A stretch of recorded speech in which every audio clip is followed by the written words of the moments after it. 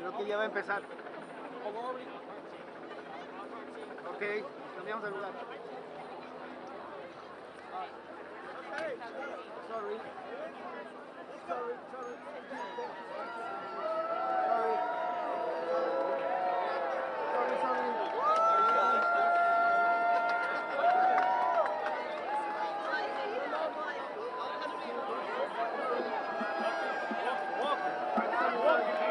Hey guys, we're not marching yet. We're just moving down to get more people to move.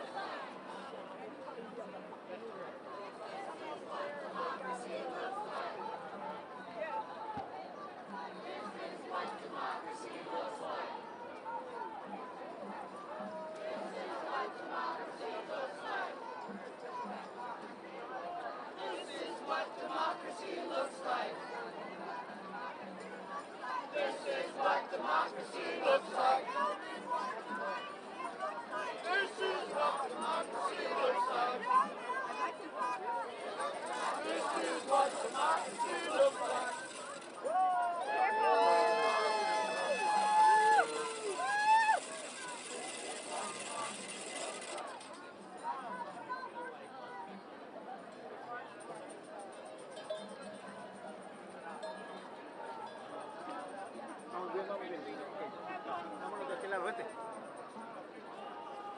Sorry. Thank you. Sorry. Excuse me. Thank you. So where is this one that you're Excuse me. Sorry. Thank you. Another one.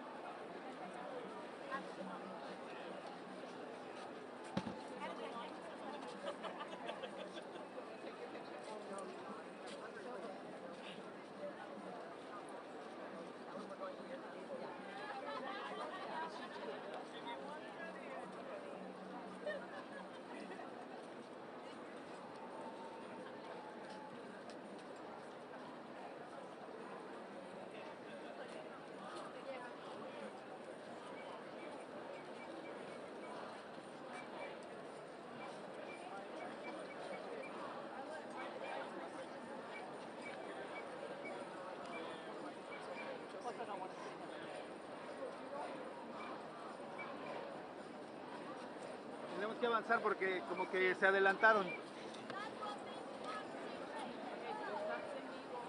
Sí, mi amor, ya sé.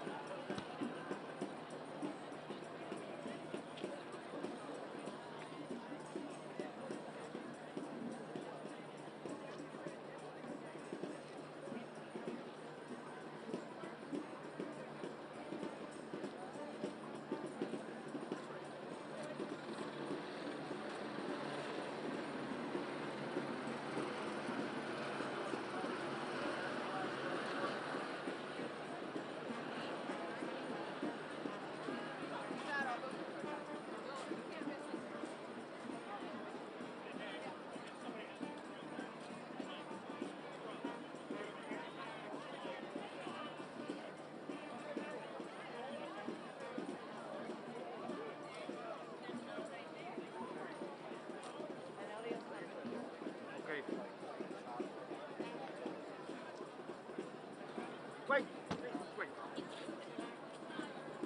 There you are. Yes. Very good.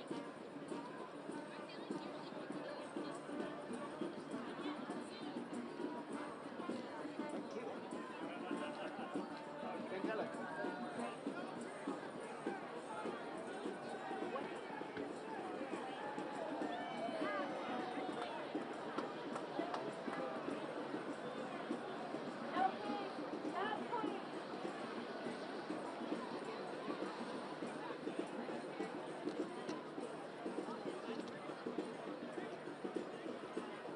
Thank you.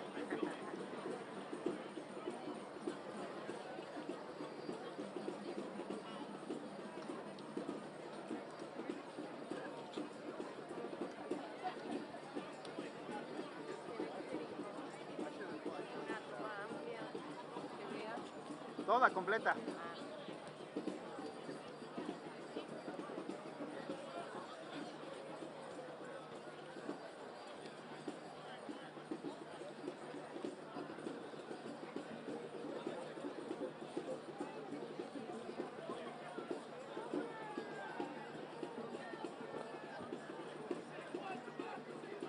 Show me what's democracy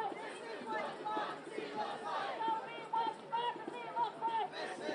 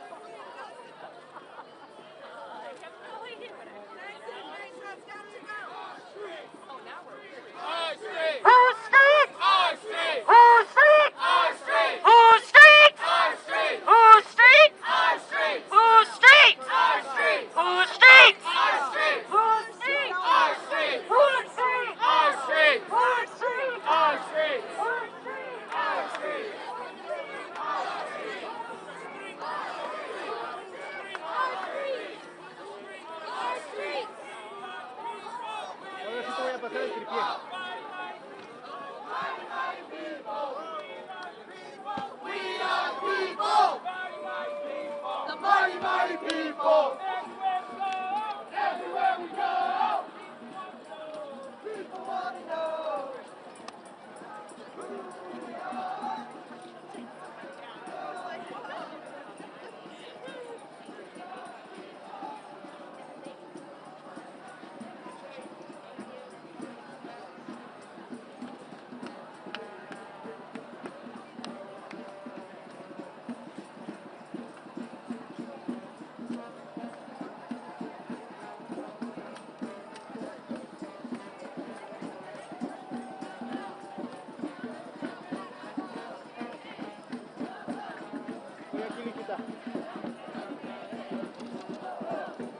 Voy aquí.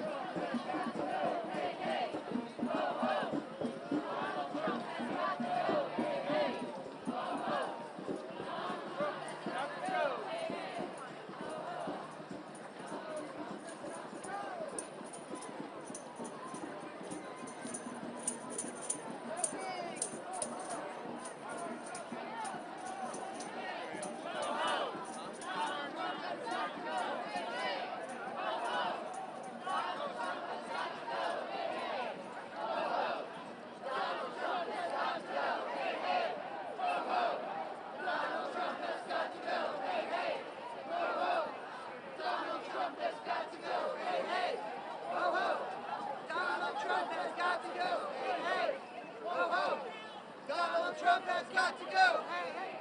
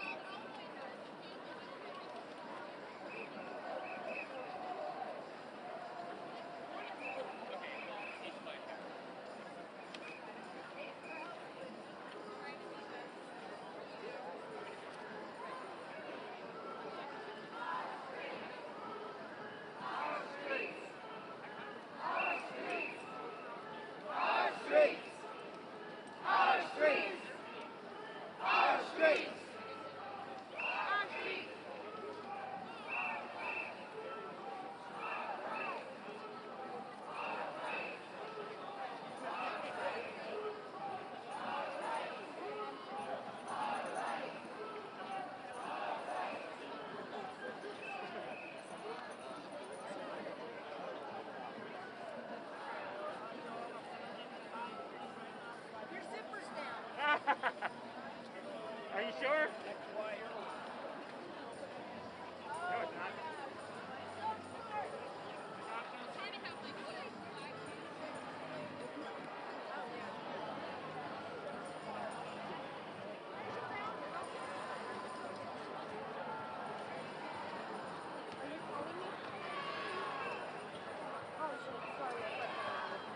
¿Qué pasó? Ah, pensé que querían algo.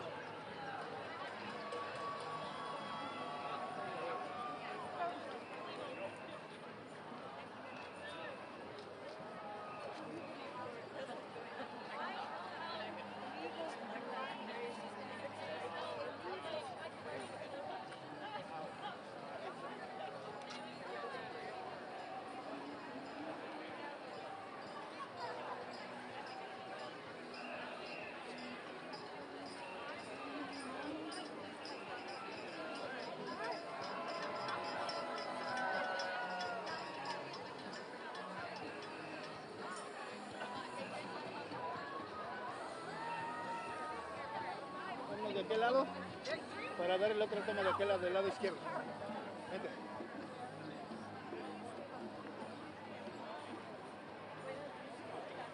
Sí, sí.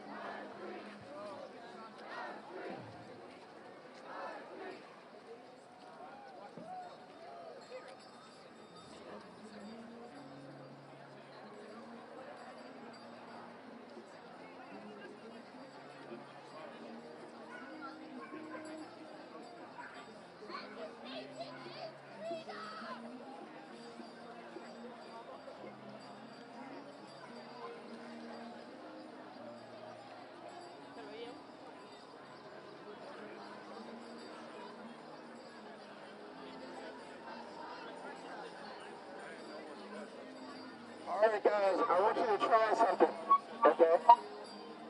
Sorry for destroying your ears. I'll pay your hospital bill. Okay.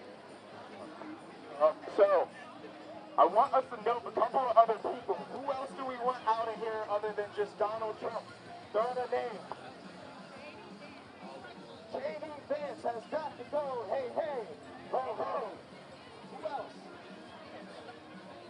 Don't know the name? Yes, all of them have got to go. The ruling class has got to go. I like that.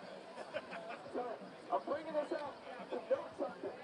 We are unified and united from different parts of the city, different parts of the state, even in different parts of the country, because we know this is not overcoming of power by this current administration. But it's a matter of us.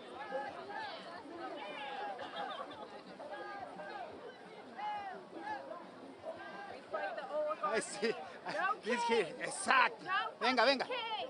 Come on. Eat the rich. Fuck ICE. Free Palestine. Thank you. Women's rights are human rights. Thank you. Yeah. Thank you.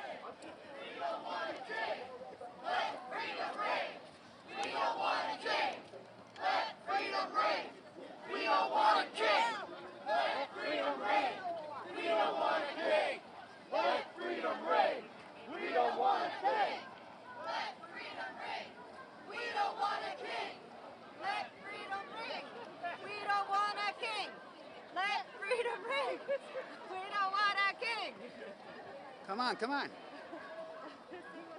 Thank you. Let freedom ring. We don't want a king. Let freedom ring. We don't want a king. Let freedom ring. We don't want a king. Two. Let freedom ring. Come We on. don't want a king. Let freedom ring.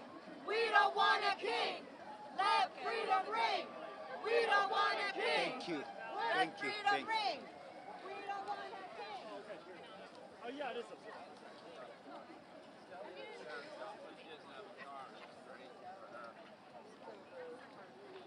Philly, baby. That's right.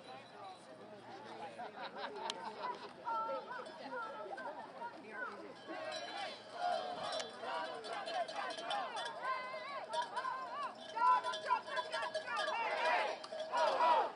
Donald Trump has got to go. Hey, hey. Ho, ho. Donald Trump has got to go. Hey, hey.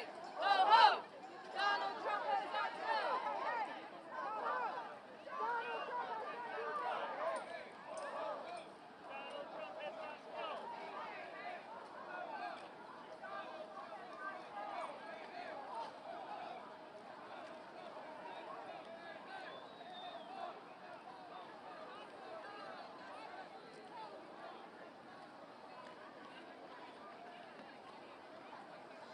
Vamos así siguiéndolos poquito.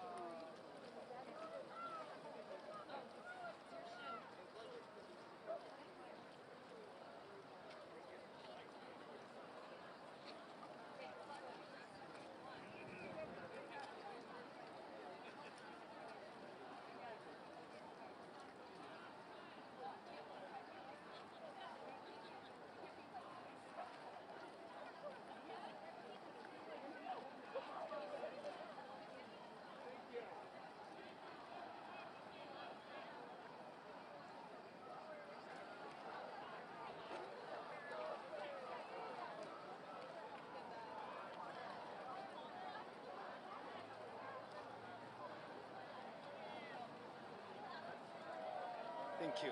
Thank you.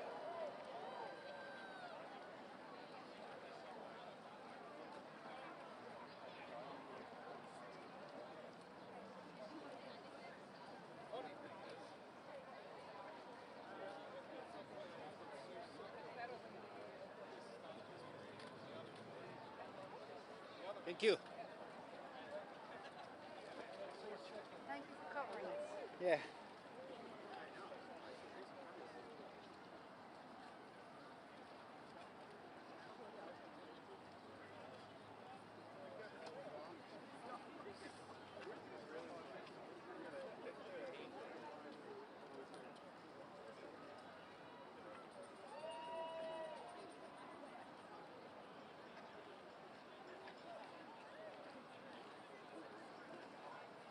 Thank you.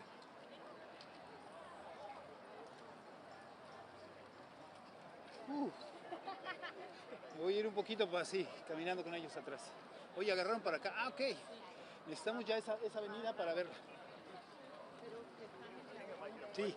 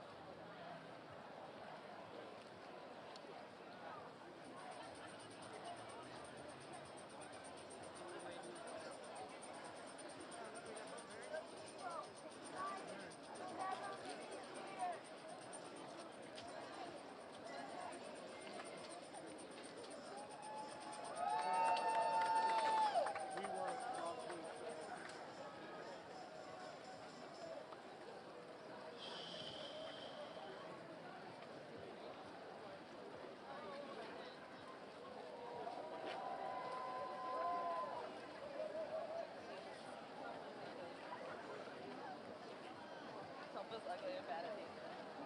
Just call it out.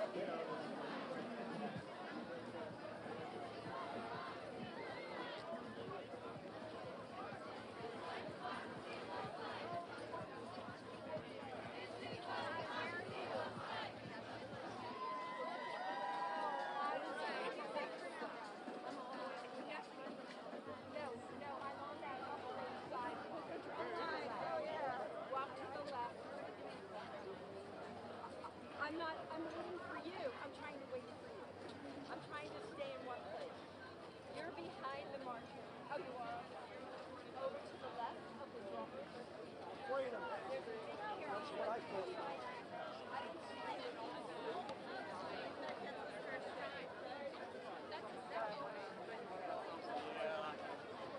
Yeah, but we have a lot of, that, and we're planning to get more that. We're planning to get more. Quiero hacer una toma. No encuentro dónde. No encuentro dónde. No sé. Sí, ya. Ok.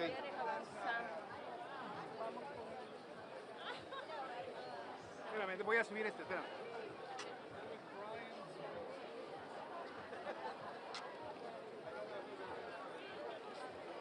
Nada más que no se me vaya a desconectar.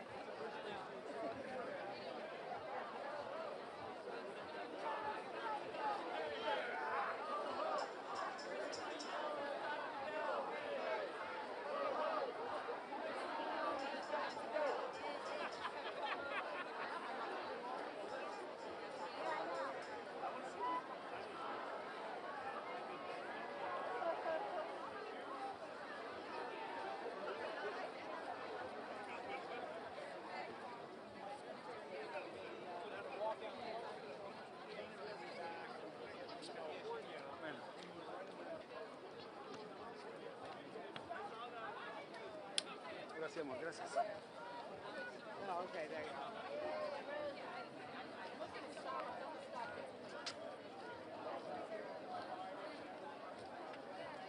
Well, and I'm sure that's what she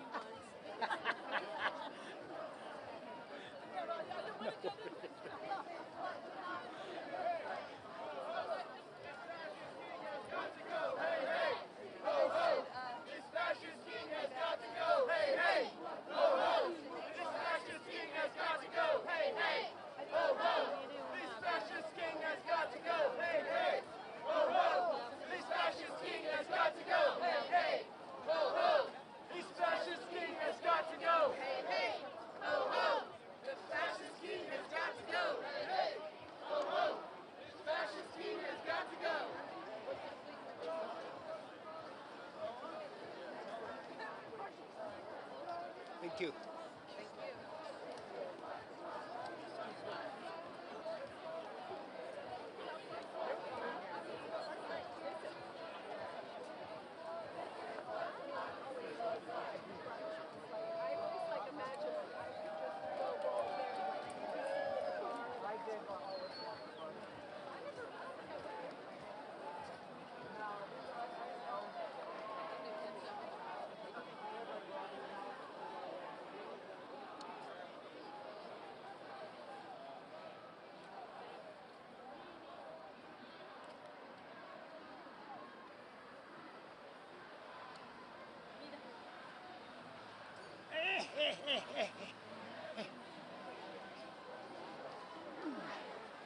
Please, thank you.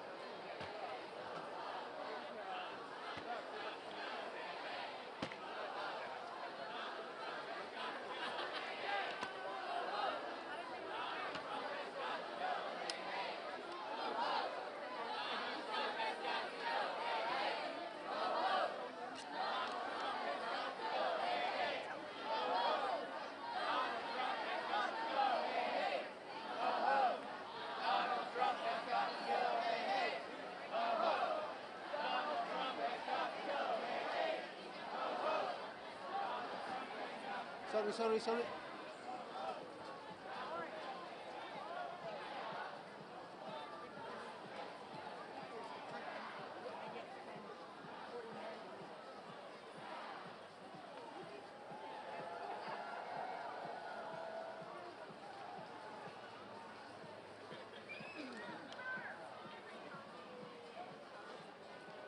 I didn't wear pants. I can't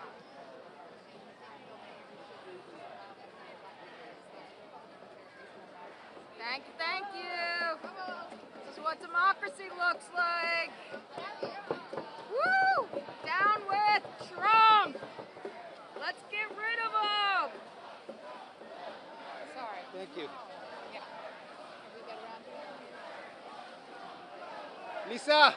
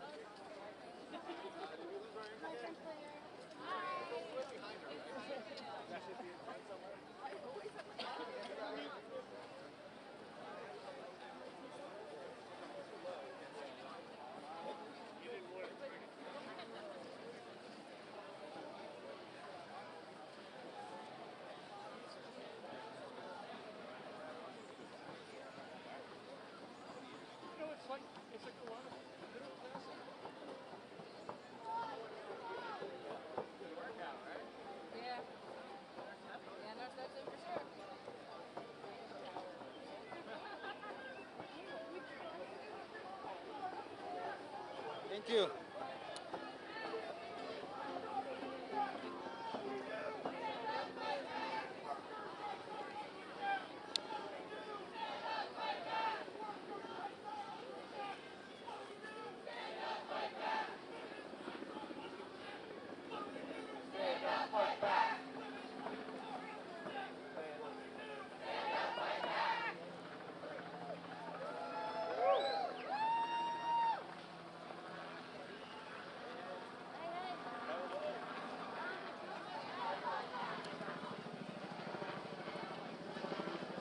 Thank you. Cool.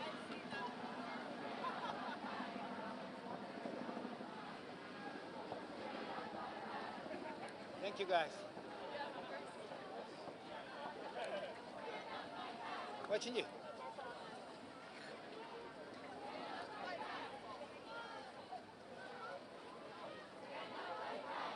Thank you.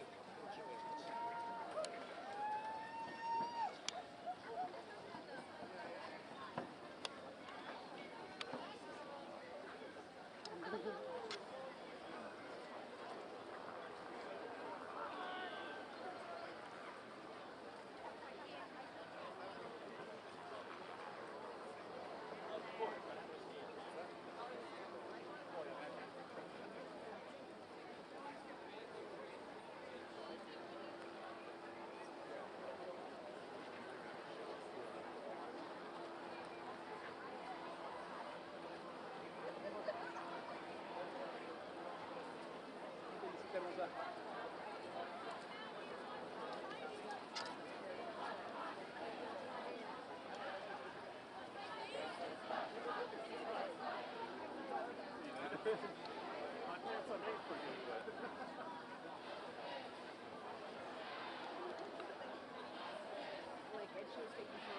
Ay, perdón, sorry.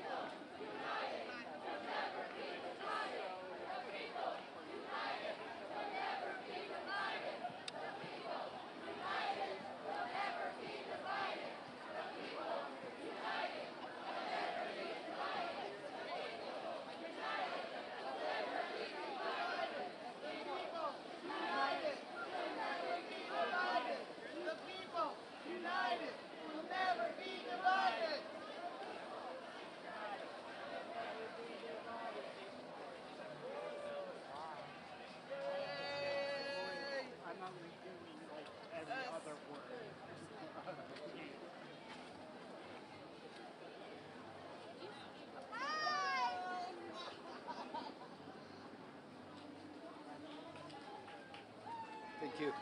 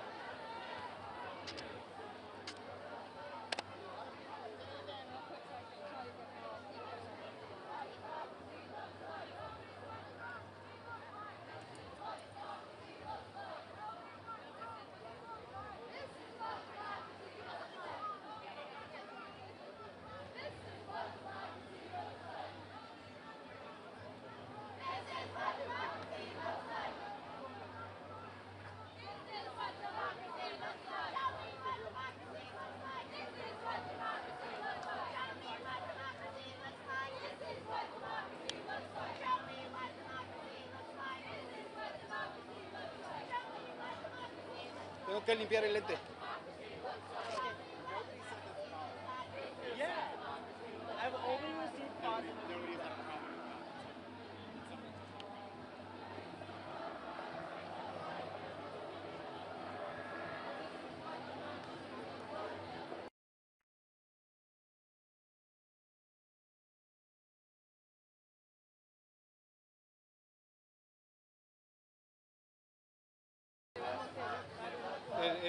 templete, ¿no? Sí. Sí.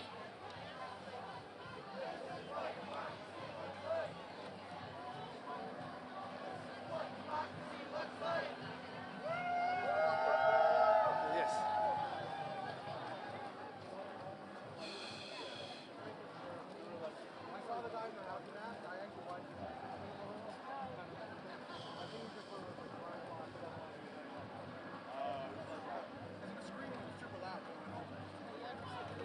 O sea, ¿sí vamos a entrar o qué? ¿Será que nos dejan entrar a nosotros por acá?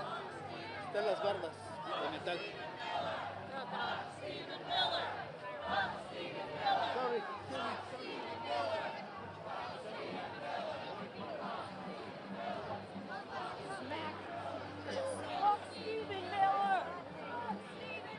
No.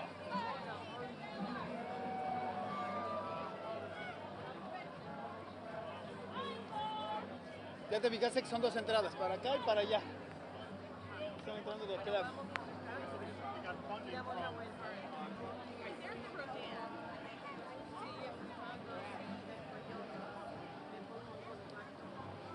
Si quieres, dame el tripito. No.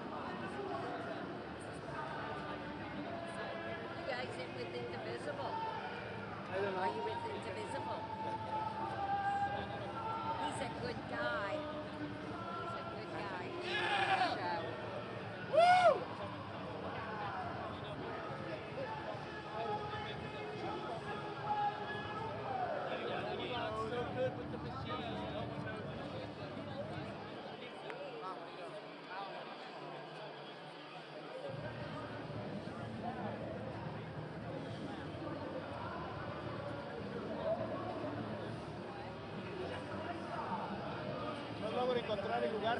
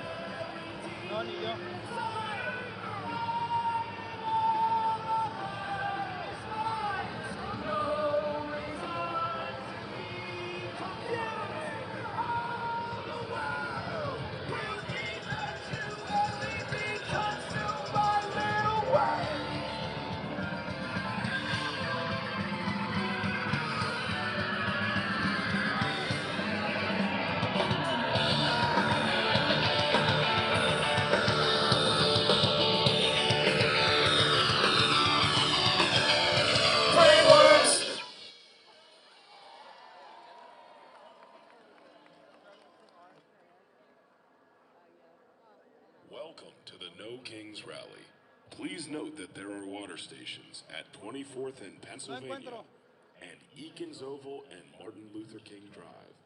Also, there is a staff medical team at the Ahí está una cámara hasta arriba. Eakins Oval. Pero es el In the tripié. event of a medical emergency, look for one of our volunteers in the green reflective vests or helmet. For those who need to board buses after the program, please proceed down Kelly Drive to the bus staging location behind the museum. Thank you for joining us, and our program will begin soon. Across this country, something powerful is happening. People are rising for each other, for democracy, and for our collective freedom. We have chosen not to live in fear or let division destroy this country. We believe in something bigger than ourselves and the promise of freedom and justice for all. But now, our rights and our freedoms are under attack. We can point fingers, or we can take action. This spring, millions of us united for one of the largest peaceful protests in the history of the United States. Together, we told Trump and his billionaire administration to keep their greedy hands off our health care, our veterans' benefits, our public lands, our rights. Courage is contagious. And now we're taking to the streets again on Saturday, June 14th for No King's Day. While Trump wastes tens of millions of taxpayer dollars on a military parade for his acting like a wannabe king, people in every state have organized over 1,800 events in their communities to uphold democracy and protect our rights. People standing side by side for the future we all deserve. No one get out. We don't do kings in the United I just States. wanted a couple of overalls to get We believe power belongs with the people.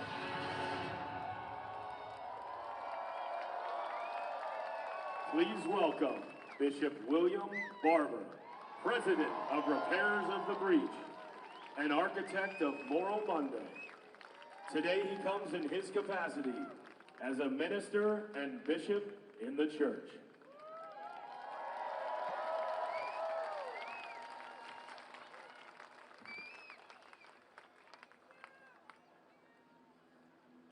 Forward together, not one step back. Before I say anything today, I want us to take a moment and consider the violence that we heard about this morning in Minnesota. I want to ask Reverend Della Owens if she would come and read the name of those who are now deceased. And we want to take a moment of meditation and reflection.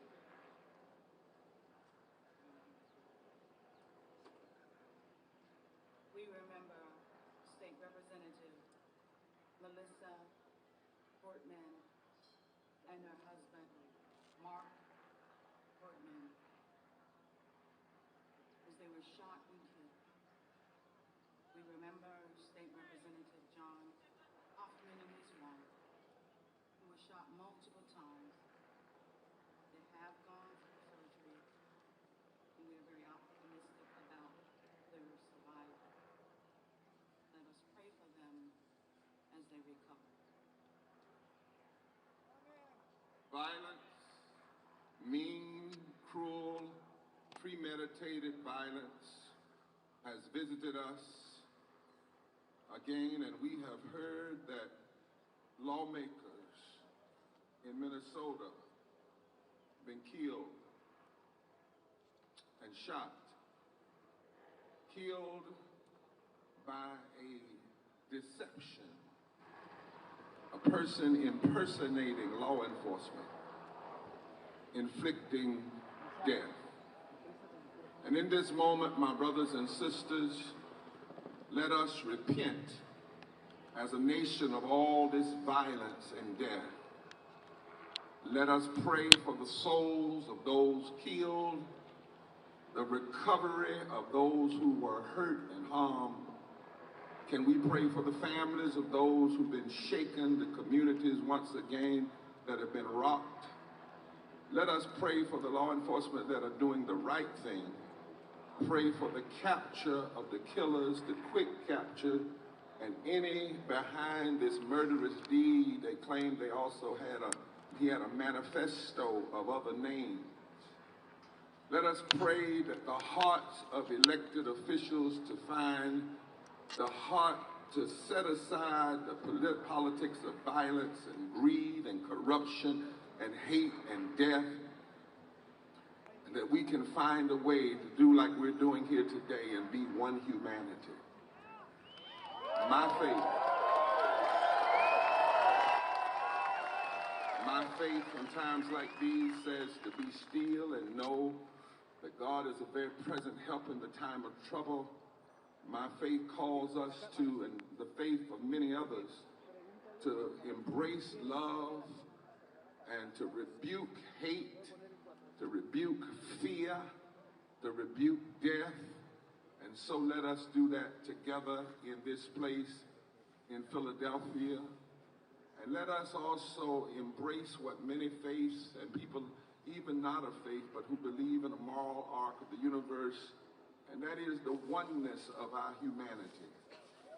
And let us be determined. Let us be determined even the more to be one people. And let us declare it. Would you grab a neighbor's hand or an arm, or whatever part they'll let you hold for a moment, and would you say to them, I love your life. I hold your life dear. I will protect your life. I will embrace your life. I will hope the best for your life. I will stand up for your life. Because we are one humanity, and we need each other to survive.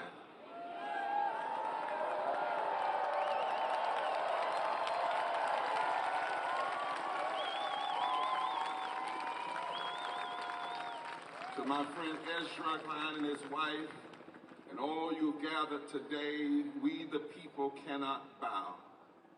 2.5 centuries ago, Benjamin Franklin was the name of a broad parkway you could walk down from Love Park to this great gathering in the city of brotherly love. Benjamin Franklin was a living, breathing human being in a city of 40,000 people, the largest city in the American colonies at the time.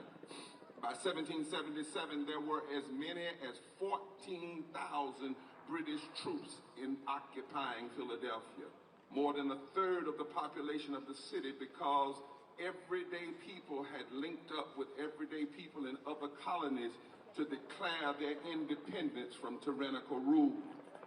2.5 centuries later, a would-be king has ordered U.S. troops to occupy Los Angeles and to parade down the streets of Washington, D.C., to parade like the North Korean forces of Kim Jong-un. But we are here to say, no, that is not who we are. We are gathered in Philadelphia and in 2,000 cities and towns across America today. We are everyday people of every race, creed, and community and political affiliation, uniting in the great nonviolent tradition of those who came before us to demonstrate a better way, a way we have learned through this nation's painful struggles. The struggles that have taught us that we either go forward together or backwards divided. We are not a people who bow and give total allegiance to any ruler or policy, because bowing is not freedom and bowing is not in our spiritual DNA. We cannot be who we were made to be unless we are free. We are not a people who give loyalty to a king, No, we, the people of the United States of America, are at our best when we are striving to be united by our commitment to liberty and justice for all. Now, we must be honest. America has never been all that she aspires to be, but every stride toward freedom, every step toward a more perfect union has been grounded in this commitment to freedom, liberty, and justice for all.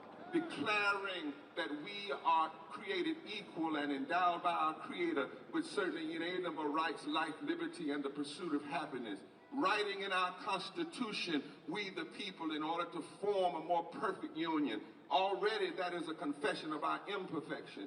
But we want to establish justice, to provide for the common defense, ensure domestic tranquility, and promote the general welfare. These are the principles that have always reminded us, pulled us, challenged us in the deepest recesses of our moral consciousness, that we who believe in freedom cannot rest. And in the face of any challenge that would have us bow and accept something less, we say no. Truth is, these are not liberal or conservative commitments. They are moral values that can unite us and connect us to the best of who we are and keep us from ever bowing to a wannabe king. So today, we demonstrate with amazing clarity and speak the truth with strength. And the truth is, Donald Trump's regime is not illegally deploying American troops on U.S. soil because he's strong. He's abusing his authority as commander-in-chief, trying to pick a fight on America's streets because his agenda is incredibly unpopular. His political positions and his claims are weak and failing and contrary to our moral values. The truth is, you are the strength of America. He said he could end conflicts in other parts of the world with a phone call, but wars of aggression rage on. He said he could unite us, we're more divided. He said he was going to stand up for working people, but he handed the government over to a billionaire before their big bad breakup. He said he'd bring prices down, but his wild talk about tariffs has created economic uncertainty. He said he could deal with Gaza and deal with Ukraine, and things have gotten worse. He said his budget was big and beautiful, but the truth is, it's big and greedy and ugly and destructive and deadly to the most vulnerable.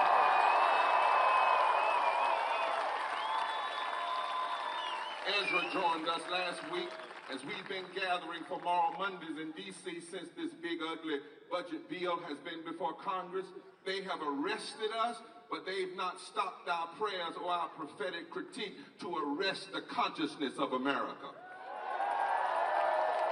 Americans are learning the details of how this big, ugly, deadly, bad bill would kill tens of thousands of people in our communities by stripping health insurance from 15 million Americans, closing hospitals, slashing nutrition assistance programs, leaving millions of hungry children, cutting thousands of jobs supported by green energy crisis. And according to a report from the public health scholars at Yale and the University of Pennsylvania, the cuts to health care alone would kill 51,000 Americans next year.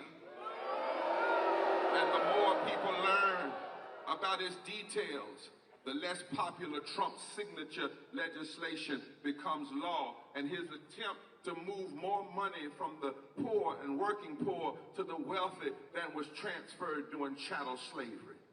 And because of this, you cannot be silent, and the cries of the people will not be silenced. That is why this regime is in panic, and when an authoritarian is weak, he will do anything to get attention. But we don't have to give Trump and MAGA what they want. We don't have to bow by waving a flag at his parade. Our demonstration of moral strength is in opposition to the tyranny that threatens our very existence as a country. And this kind of gathering can unite us in a moral movement to save America. And we will not stand down, not now, not ever. Because the truth is, when it comes to the need to stand up for the Constitution over a ruler who would ignore the courts, we are indivisible. When it comes to the need to repair breaches between those who have health care and those who don't, we are indivisible.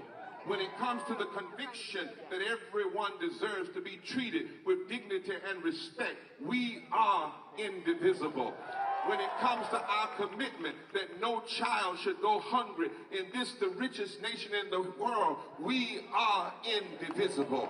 And when it comes to the central role of government to serve the people rather than to serve a king, we are indivisible. Now, might I close as a preacher? In the book of Daniel in the Bible, there is an ancient story where three young men, Shadrach, Meshach, and Abednego, they were thrown into a fiery furnace for their refusal to bow. They refused to bow to a king that loved to put his name on buildings and ride around and make everybody bow to him. Well, they were thrown in, and they were not consumed, however, by the flames of the furnace. Instead, as they were thrown in, the people witnessed a fourth force come in and walk them through the fire.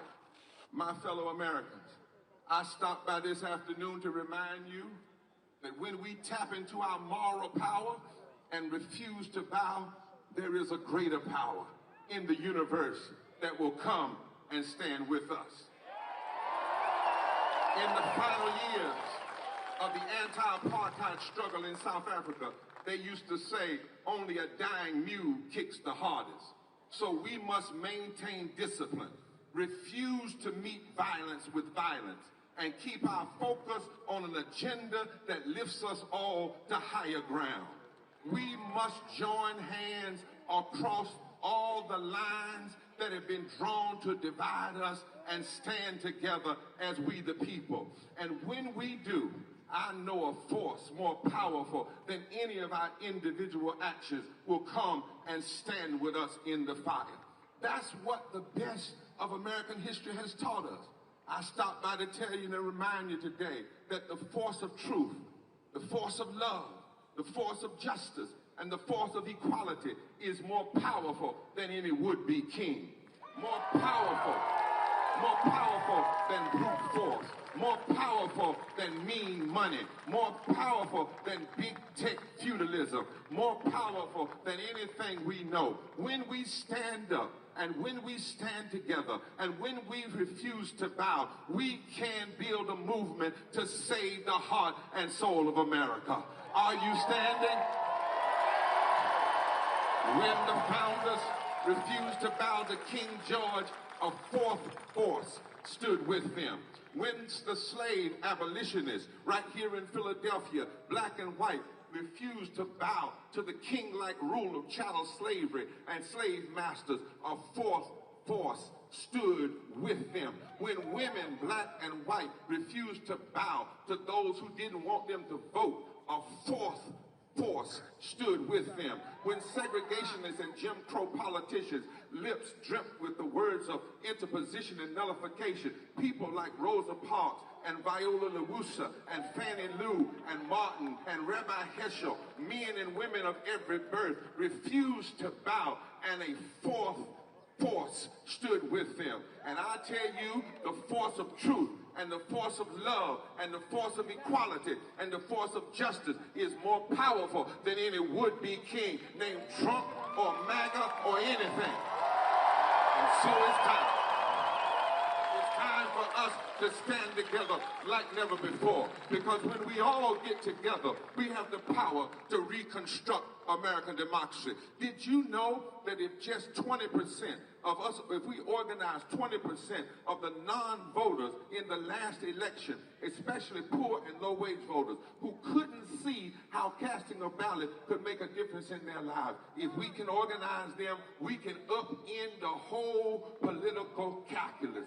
If we go to every state, not just the so-called swing state, but every state. And if we win back some of our confused friends, we can upend the whole political calculus. If we refuse to bow and stand up for policies that make life better for every American, if we come together just one more round in history to fight for the heart and soul of this democracy, I declare unto you that when the work is done, when we finish organizing, when we've done praying and preaching, when we finish marching, when we finish registering voters, when we finish our nonviolent action, I guarantee you truth will win, justice will win, equality will win, justice will win. And on that day, we will truly be one nation under God, indivisible, with liberty and justice for all.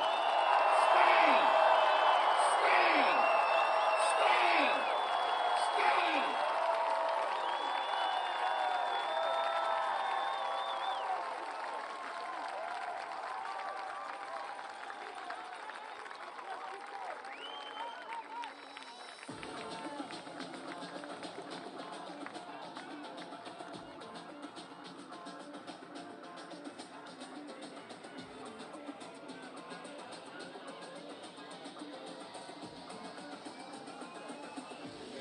Please give a warm Philadelphia welcome to Congressman Jamie Raskin.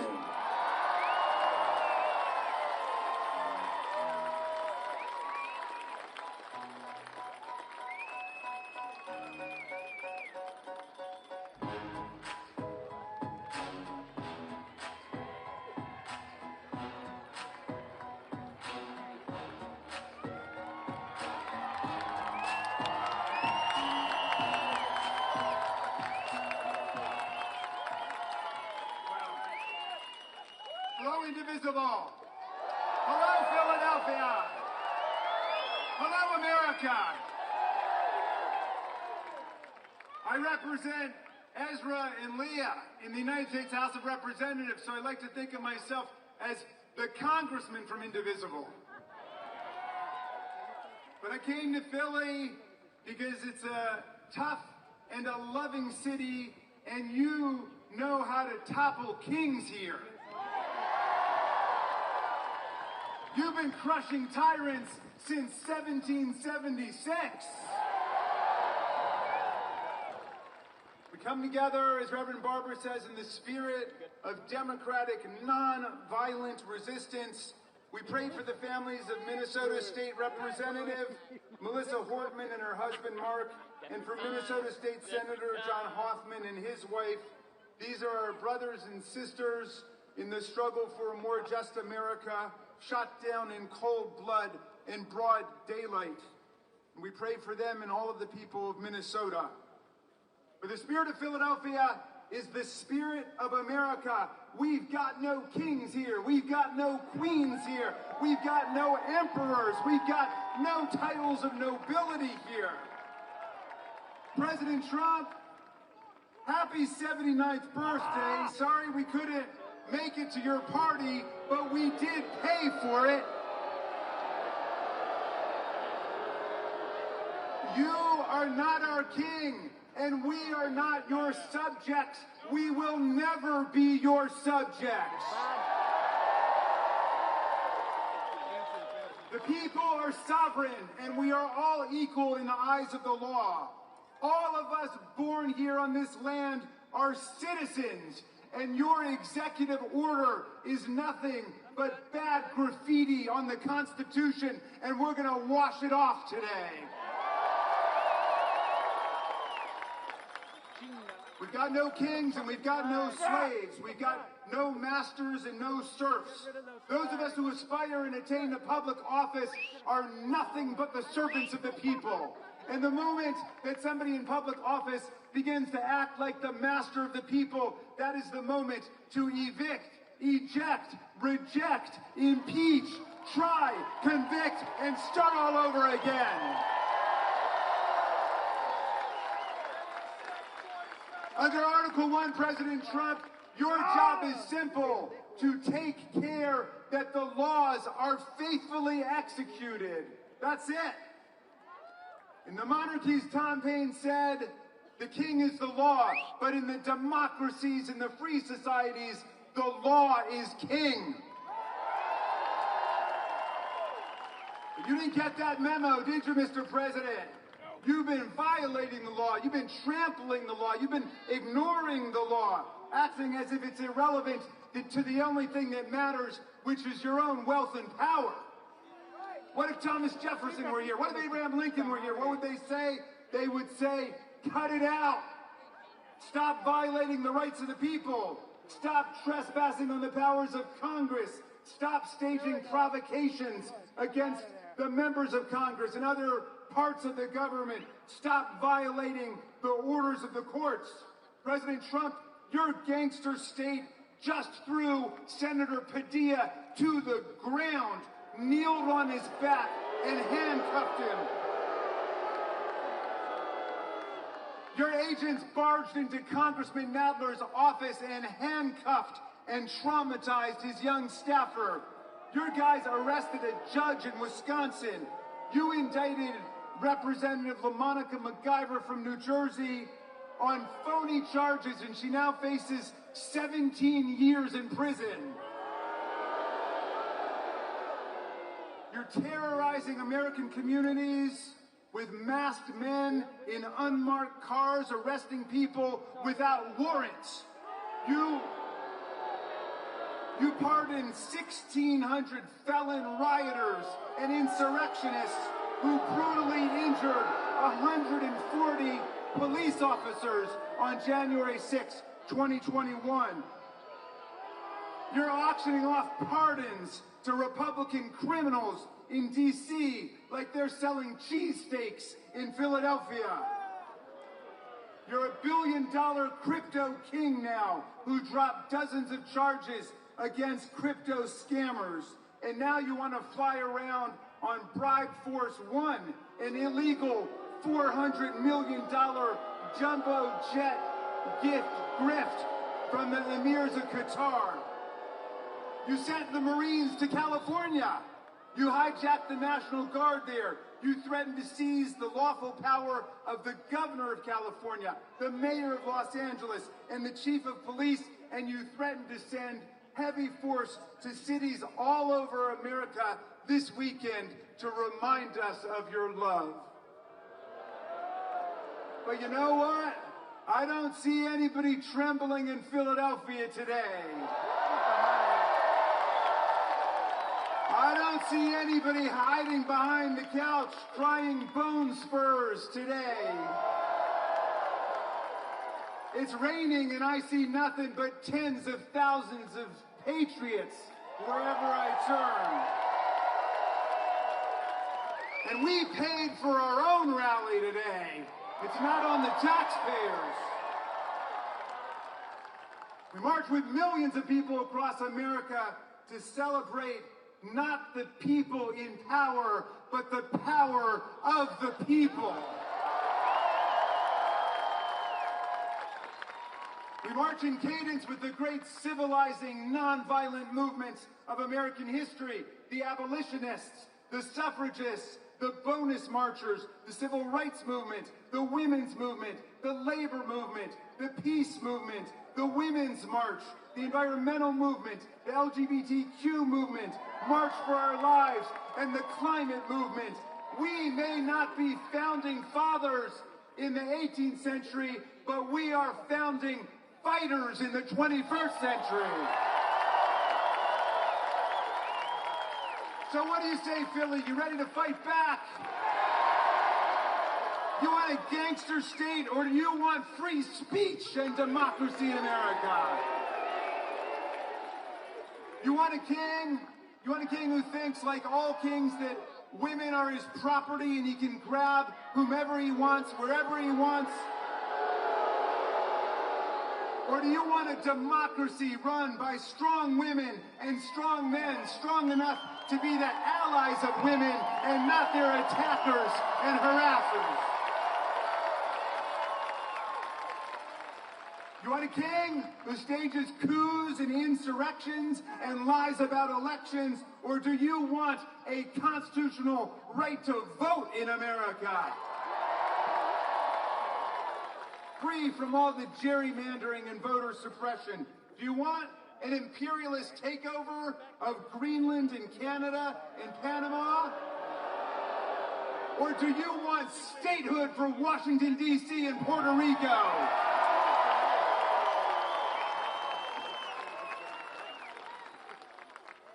Hey, you want a king who tries to erase history and disappear the truth?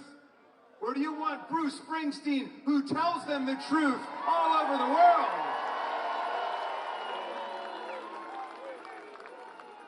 You know, Donald Trump never talks about the framers because he knows nothing about them. But the framers knew a lot about people like Donald Trump. Sometime between now and the 4th of July, Mr. President, you must read the Declaration of Independence, because Thomas Jefferson could have been writing about you. He told the people of America to rise up against King George and his lust for absolute tyranny. Jefferson denounced a king who, quote, sent swarms of officers to harass our people, who kept amongst us in times of peace standing armies without the consent of our legislatures, and quartered large bodies of armed troops amongst us. A king who cut off our trade with all parts of the world and imposed tariffs and taxes on us without our consent. A king who excited domestic insurrections against us. A king who repeatedly obstructed the laws of naturalization of foreigners to our land. A king who tried to make judges dependent on his political will alone. Yes, Donald, the Declaration and the Constitution were written by people who wanted to stop criminal bosses like you from taking state power. We the people, in order to form a more perfect union, establish justice, ensure domestic tranquility, provide for the common defense, promote the general welfare, and preserve to ourselves and our posterity the blessings of liberty, do hereby ordain and establish the Constitution of these United States of America. That's our preamble. That's our mission statement. And the very next sentence in Article 1 provides all legislative powers shall be vested in a Congress of the United States of America. The People's Branch, the lawmaking body for whom the president works as an executive. Sometimes people say we're three co-equal branches. Really, first of all, co-equal is not even a word, okay? That's like extremely unique. If we're co-equal, why is it Congress has the power to impeach a president for treason, bribery, and other high crimes and misdemeanors, and he doesn't have the right to impeach us? Congress has the power to pass budgets and taxes. We've got the power to create departments and spend money. We have the power to regulate commerce with foreign nations and therefore to enact tariffs, which is why his tariffs have been struck down by United States District Court. We've got the power to declare war, not the president. If anybody's going to declare war on Venezuela, it's going to be the Congress of the United States, not Stephen Miller or Tulsi Gabbard or Pete Hegseth or anyone else in their Signal chat room. No, you don't get to be a monarch or a dictator in America, and you don't get to be on the payroll of monarchs and dictators from other countries. Sorry, Donald, you don't get to keep the millions of dollars you've pocketed from Saudi Arabia, from China, from the United Arab Emirates or Qatar. You've got to return all the money your golf courses and country clubs have gotten from the secret.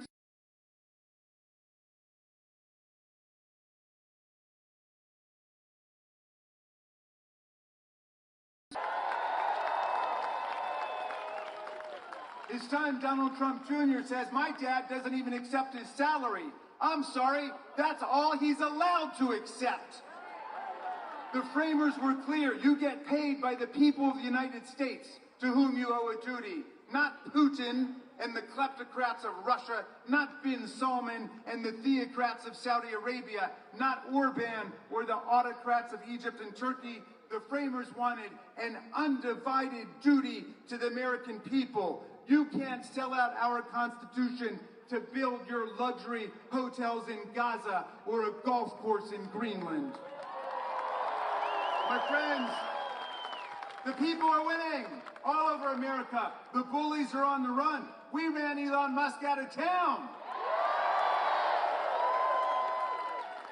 And Musk now says that Trump should be impeached, and Trump says that Musk should be investigated for his tens of billions of dollars in federal contracts, and for once, they're both right.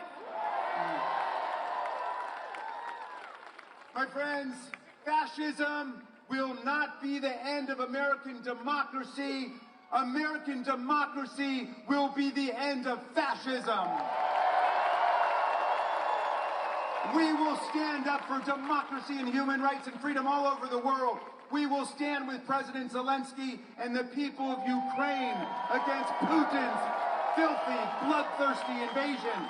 We will stand with the people of Greenland, the people of Europe and Africa, the people of Canada and Mexico for our common right to trade with each other, to respect each other, to travel and migrate and seek asylum without fear and without terror. We are the ones fighting against terror and tyranny today. And I look at you today, Philadelphia, and I know we are winning. We are winning.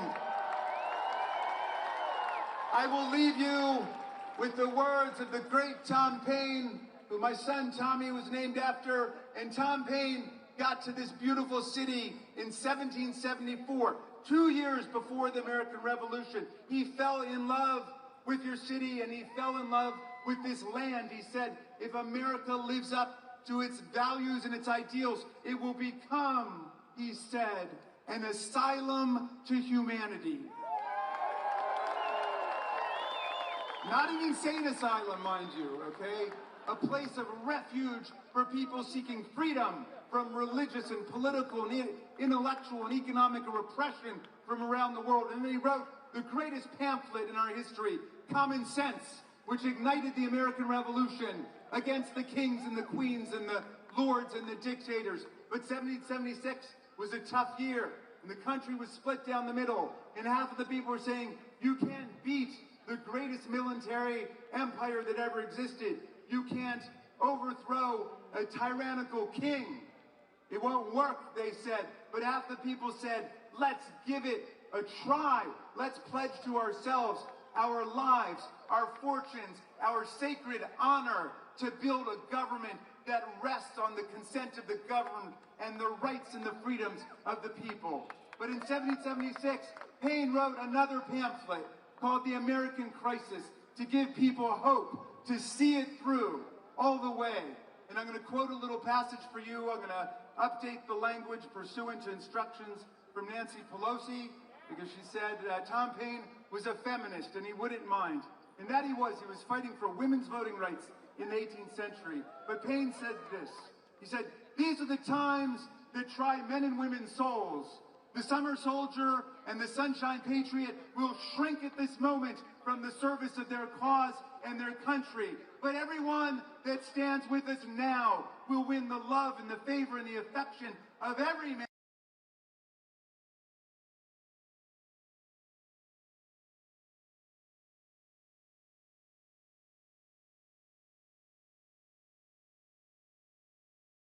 Will be our victory. That victory will be ours, Philadelphia.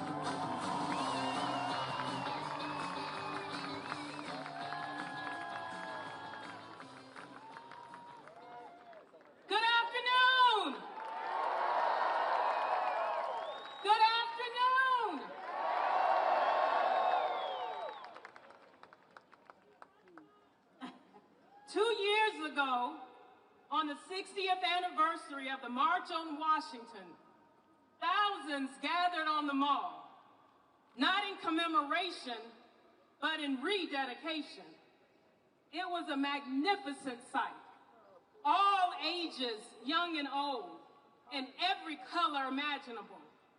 Families, sororities, fraternities, activists, and everyday people. Not one instance of violence in the sweltering heat. People unrolling prayer blankets towards Mecca, others walking to tents to observe Shabbat. It was a beautiful day.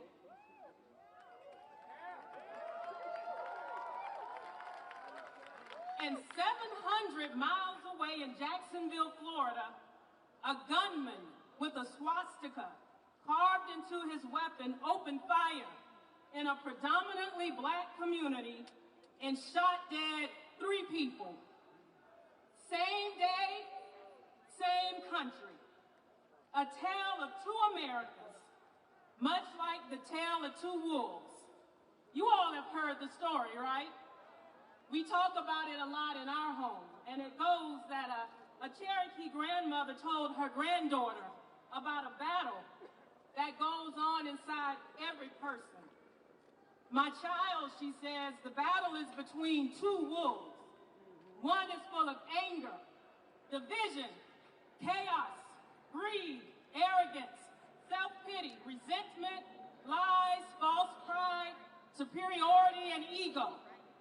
The other is full of joy, peace, love, hope, serenity, community, kindness, benevolence, empathy, generosity, truth, compassion, and faith. The granddaughter thought for a moment and asked, well, which wolf wins? The grandmother pulled her close and said, the one you feed.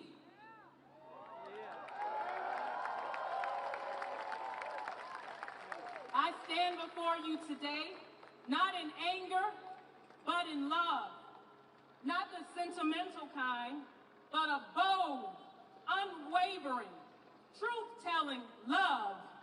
A mother's love, a people's love, a love that says, I will fight for you, even when I don't know your name.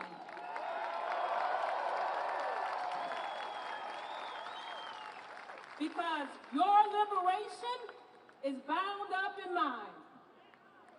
We gather at a crossroads, one that asks us once again, is this America? Is this America when tanks roll through our neighborhoods, but healthcare doesn't? Is this America when flash bombs fall on peaceful protesters, but not on injustice? Is this America when the First Amendment is honored in print, but punished in practice? Let me be clear. This is not patriotism. This is performance. This is not leadership. This is illusion. And this, my brothers and sisters, is not democracy. This is a creeping shadow of authoritarianism, cloaked in power and pride.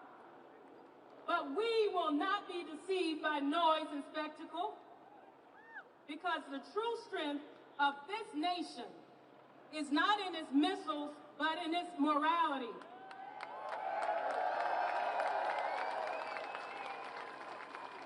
Not in its parades, but in its people. Not in fear, but in freedom. It's been a long few months, and I hear so many of us talking about anxiety and depression and despair. But when I despair, I remember the words of Gandhi. There may be tyrants and murderers, but in the end, they always fall.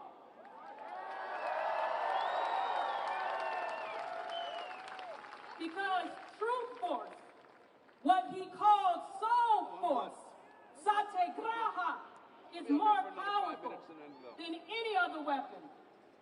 That's the force of love. That's the force of justice. That's the force of everyday people saying enough. So I ask you again, where do we go from here? Chaos or community? That's right, we choose community. We choose the deep national healing that we so badly need. We choose to realize the dream, because it's not radical to care about all children, not just the ones who look, pray, or love like your own.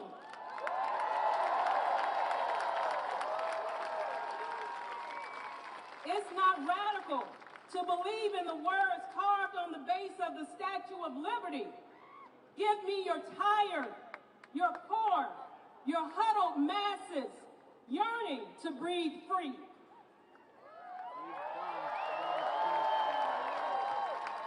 It's not radical to serve, to protect, to protest, to love. No, it's not radical, it's American. And that's why we're going into communities across this country, not with closed fists or with tanks, but with open hearts and open arms. We are showing up with truth in our hands and love in our voices, because we love this country. And we know that loving America means holding it accountable to its highest promises. My father-in-law, Martin Luther King Jr., spoke of levels of love, the highest being agape, and the highest level is not passive. It's a force that challenges systems, not just sentiments. That's the love that we need now. That's the love that will unify us.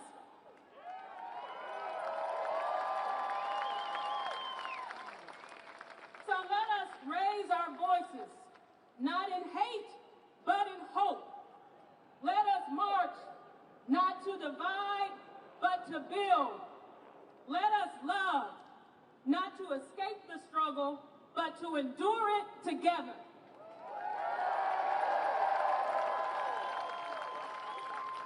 Because we are one.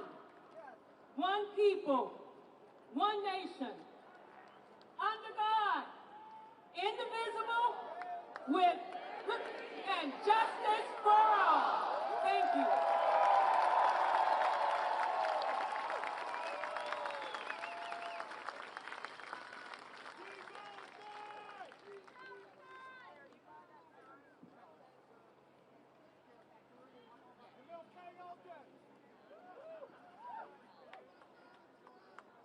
Good afternoon.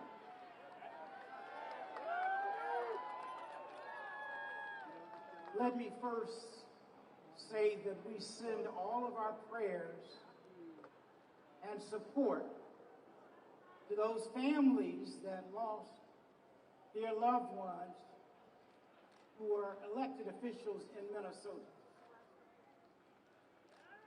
We also today must start, because I come from the nonviolent tradition, as many of us do. And I can't imagine what my father nor mother are thinking as we go through this period of history. Beyond the fact that we must stay engaged and stay on the battlefield and until truth, justice, freedom, and equality exist for all humankind.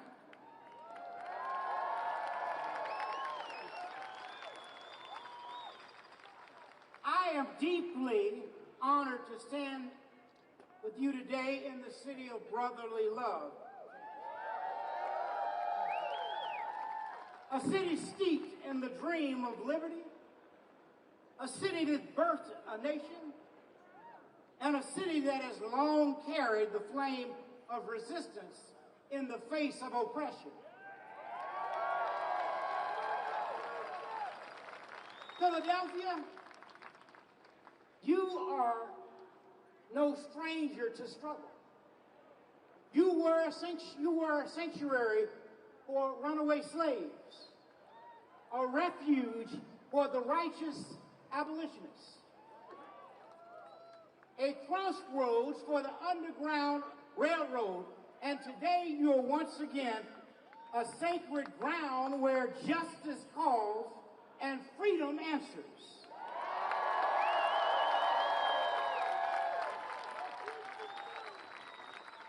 So it is only fitting that we gather here today, not in fear, but in faith, not in despair, but in defiance. We gather here in the shadow of Independence Hall to declare that we, the people, still believe in democracy.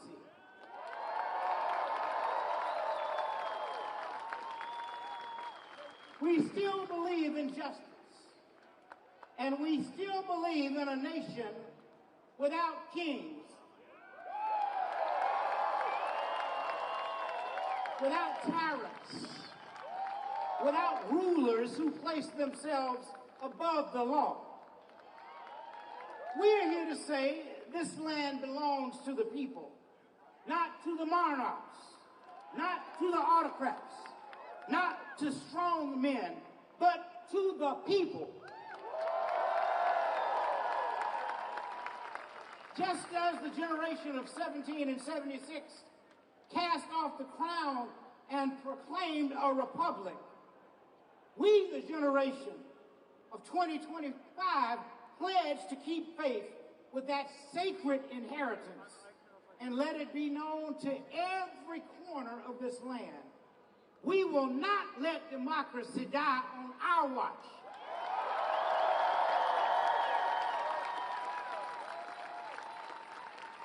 Yes, we're deeply troubled, my friends, by efforts to use fear as a weapon, to use immigration as a scapegoat, to silence the voice of the people through martial force.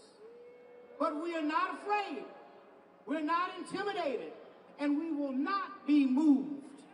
We will stand, we will march, we will sing, and we will speak peacefully, powerfully, and persistently until justice rolls down like waters and righteousness like a mighty stream.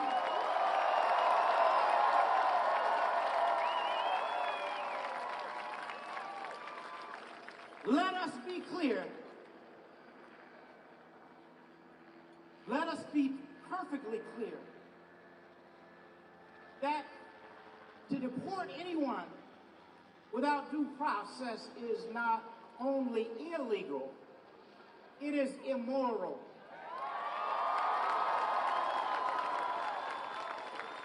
It is a betrayal of our Constitution and of our highest values. We are one nation under God, indivisible, not with division and detention, but with liberty and justice for all. We reject the militarization of our streets. We say to those in power, if you want to honor our armed forces, do not parade them through the streets like pawns on a chessboard. Honor them by caring for their bodies, their minds, and their futures. Honor them by protecting democracy, not parading over it. Let us use those hundreds of millions of dollars not to inflate egos, but to uplift the people. Use it to fund our schools, to heal our sick, to protect our elderly, to care for our veterans. That is real patriotism. That is real love of our country. And I say to every protester, every marcher, every dreamer in this moment, commit yourselves to nonviolence. Not merely as a strategy, but as a way of life. My father taught us that nonviolence is the sword that heals. It is the weapon of the strong. It turns enemies into friends and injustice into redemption. Every gain of the modern civil rights movement that was made was won through disciplined, determined nonviolence. Nonviolent love, I should say. Remember, the forces of repression are watching for us to slip up. They're waiting to point at a broken window and ignore a broken system. They're waiting for an excuse to crush what they cannot control. We must not give it to them. Even one act of violence can undo the moral power of 1,000 voices. So let our protest be loud, but let it also be loving.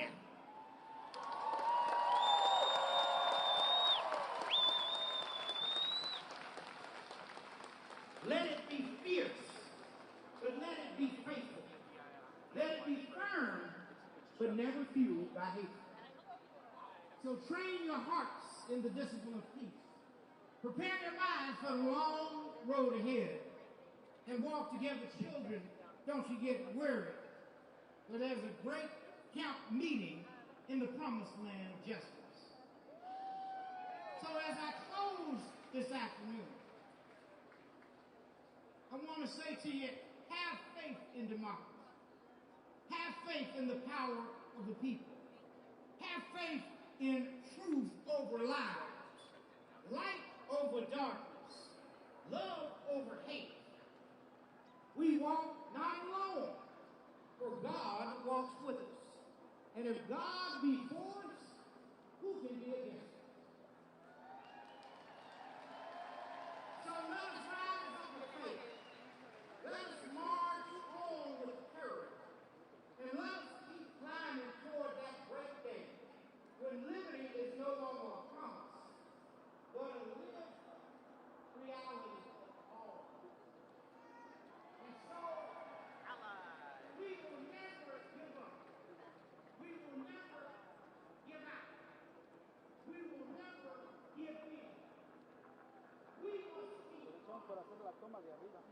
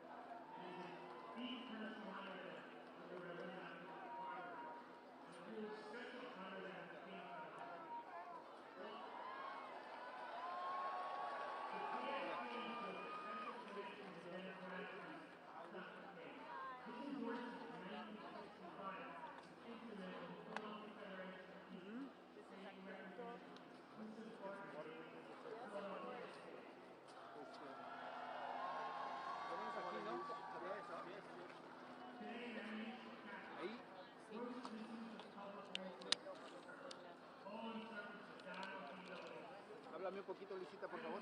Sí. Háblame. Háblame, Luisa. Ahí estamos, perfecto. ¿Dónde me quieres? Ahí estás bien.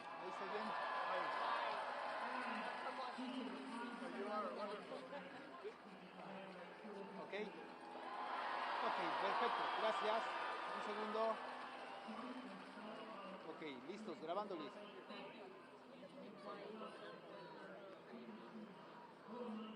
Well, there's no way you were not going to find me at some of the No Kings Protest in America. I mean, this is what it's all about. Right? We have a constitution here, and we have to follow the constitution.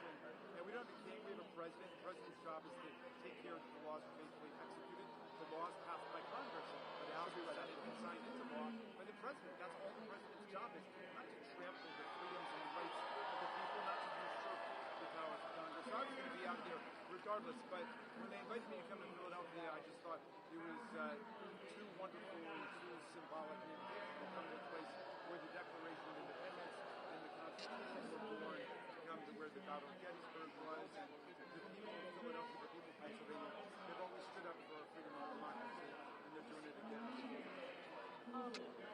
What do you think are the biggest hurdles? The biggest hurdle, Congress right now. Look, the courts are standing up and doing their job. There are 184 preliminary injunctions right now against, and temporary restraining orders against this reign of lawlessness.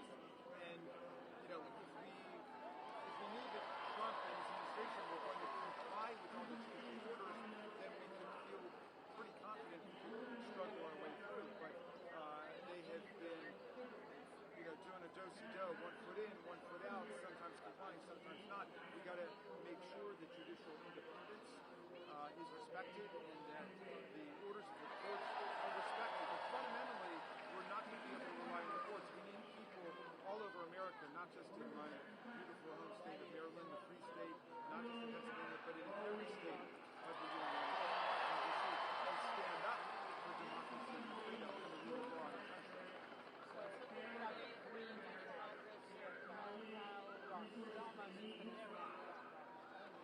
Well, we're standing up every day. The Republicans in the House side have a very narrow margin. I can't remember if it's 3 votes or 4 votes right now. People out, but it's just a handful of votes.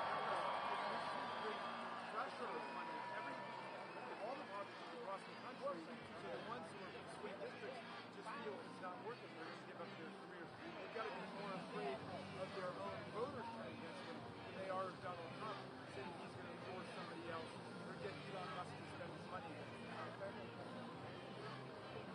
A ellos los ponemos aquí para que se vean este lado, ¿verdad?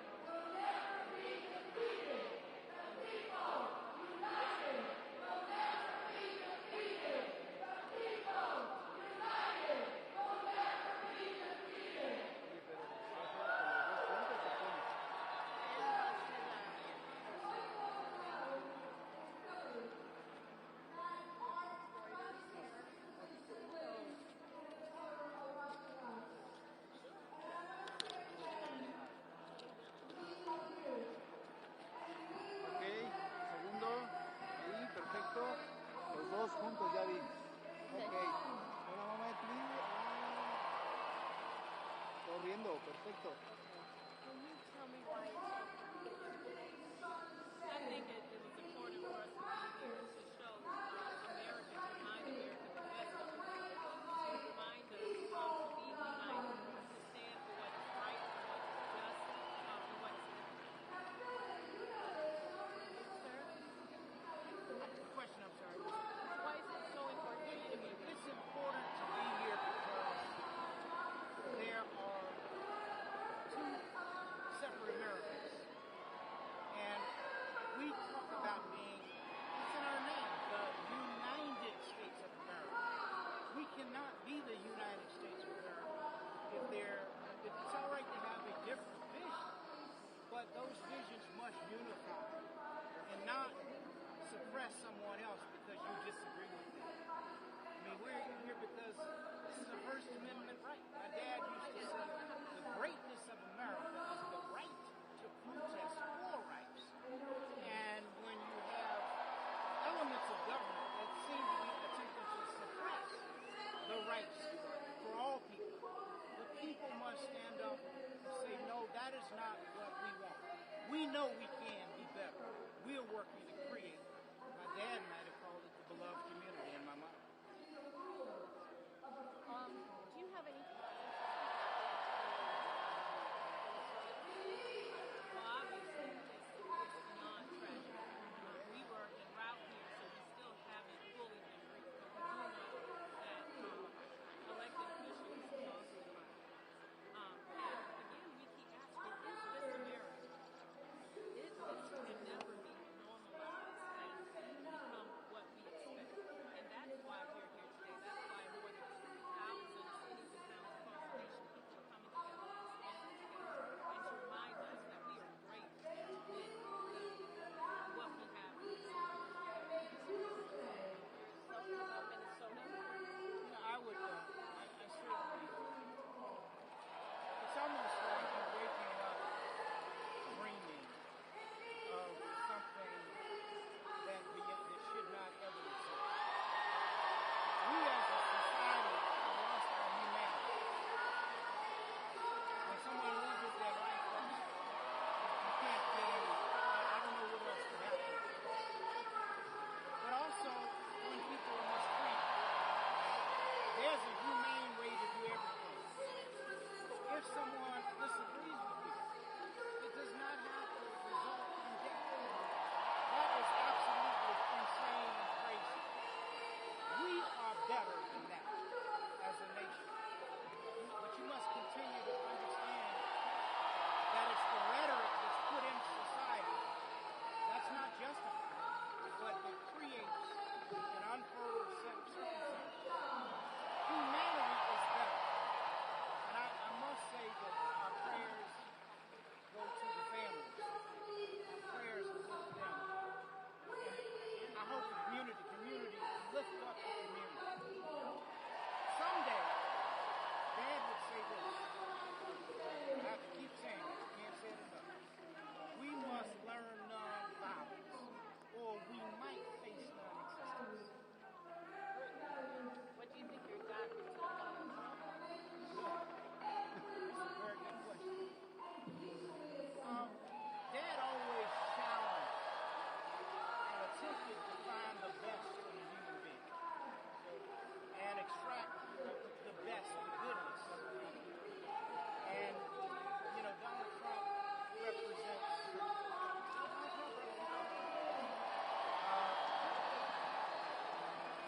Dad would bring together people to challenge him on things that he felt were wrong and that were hurting the masses of people. You know, there could be policy that brings us together and lifts us up.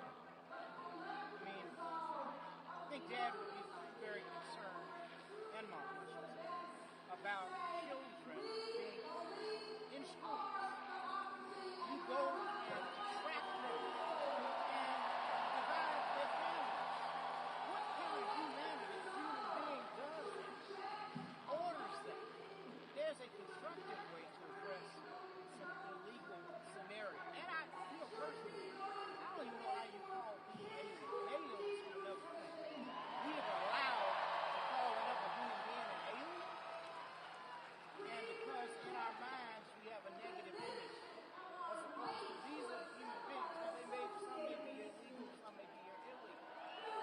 they're human beings. And we're not dealing with any of them as if they're human beings. We're dealing with them as if they're animals or something else lower. That has got to change. It's got to change. And I think the question would not be what you just said to Donald Trump, but what he was saying to the community, because he understands exactly where the power is. And I think he would be doing what's happening today all across the state, organizing us to come together, to stand together, and to organize together to really create the blood of the world. Amen.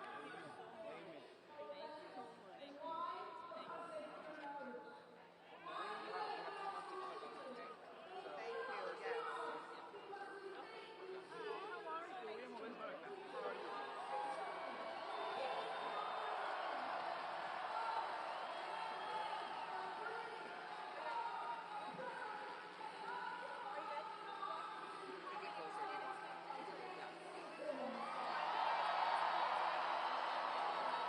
you. Thank you.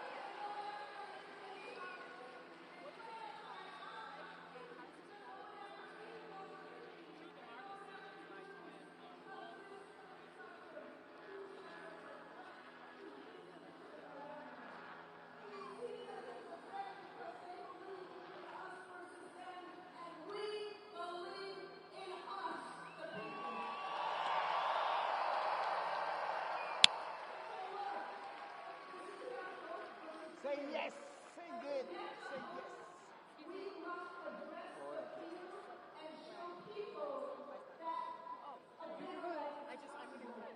without a voice in our democracy or voice at work, frankly, our fight against things would be hollow. So we're not just fighting back, we're fighting for a better day. So as they fight for tax cuts for billionaires, we fight for tax cuts for the working class.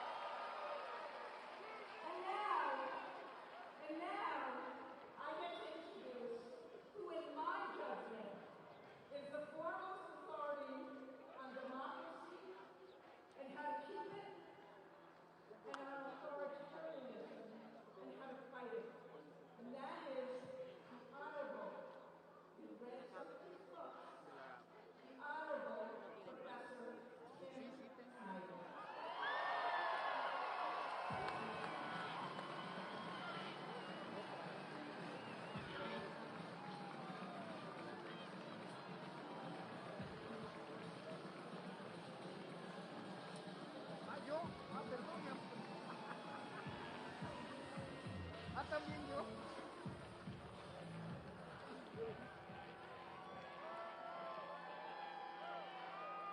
So, first of all, I want to, hey, Philadelphia. I have never seen more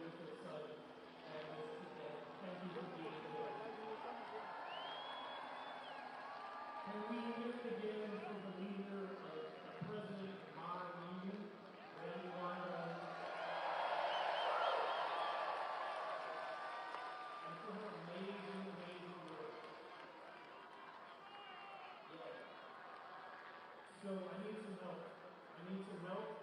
I have one thing to say to you, and it is no kings, freedom. No kings, freedom. But as Randy says, and she's right, and I know something about authoritarianism, the thing that I know is that it can only be fought together. So I'm going to say no kings, and I want to hear if there's anybody out there who can say freedom. No kings. No kings. No kings. That's right. We don't want kings. We don't want fascists. We don't want oligarchs for very simple reasons. Those people cannot represent us. They are surrounded by the hirelings, by the minions, by the bootlicking billionaires.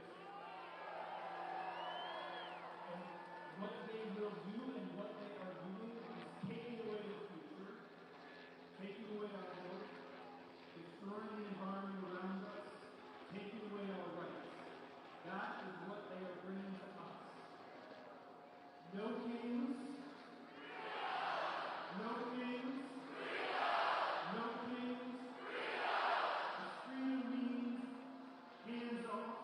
Freedom means no deportations in the streets. Freedom means no violence against peaceful American citizens and everybody in this country. But freedom also means a nature with which we're in harmony. Freedom also means a government that works. Freedom also means equality, health care. Freedom also means the American dream.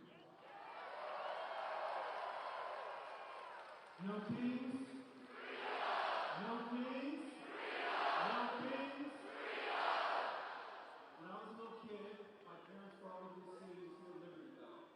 That was very meaningful for me because we had a bell on the farm, and I called out that bell as the Liberty Bell, and I ran as a little kid. I came and saw the Liberty Bell. That was wonderful. But as I grew up, I learned some things. I learned that the Liberty Bell wasn't called the Liberty Bell in 1776. You know this, right? You're from Philadelphia. It was called the State House Bell. It was the abolitionists who called it the Liberty Bell. It was the people who had the challenge of slavery who called it the Liberty Bell. And then it was the women's suffrage movement who called it the Liberty Bell. And it's because of them that we now all call it the Liberty Bell. And what do we learn from that? We learn that in history, first no kings, and then freedom.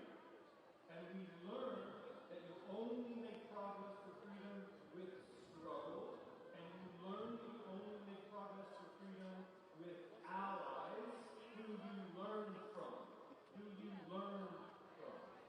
So, no kings is today, freedom is tomorrow.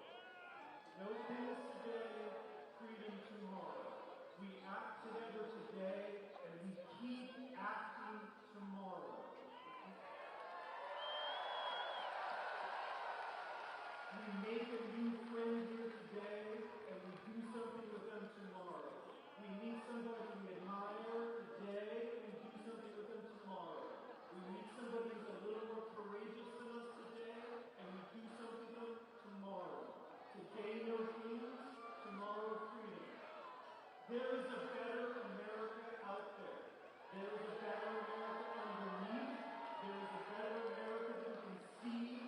There is a better America than we can make. History is in our hands.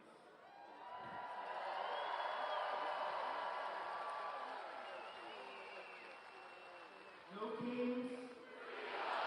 No kings. No kings. Thank you.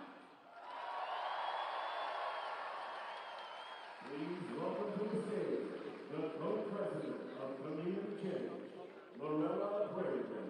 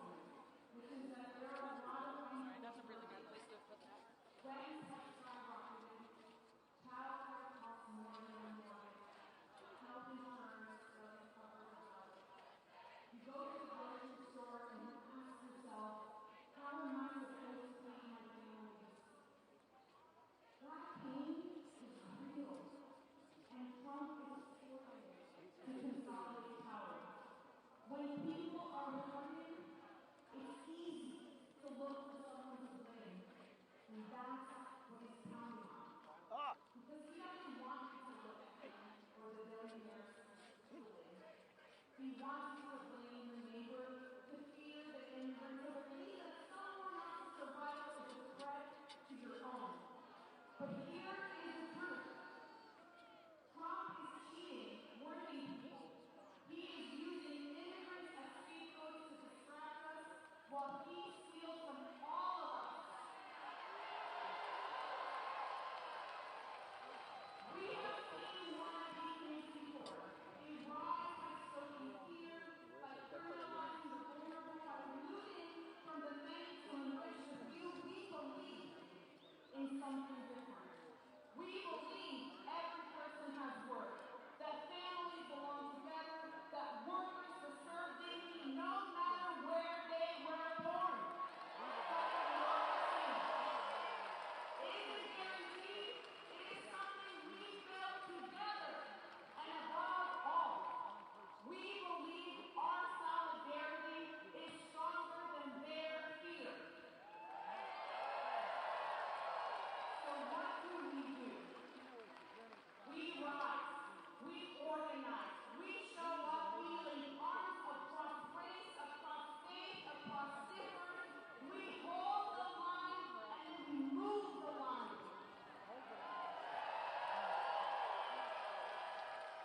Because we're not just resisting, we are reshaping and rebuilding this country from the ground up. Ahora yo quiero hablar con gente latina.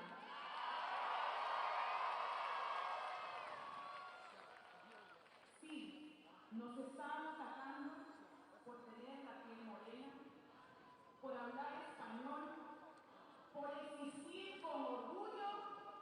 Nos quieren borrar, pero no podrán. Porque venimos de fuerza, de lucha, de esperanza, de campos sembrados y calles marchadas, de madres que no se rinden y pueblos que no se doblan.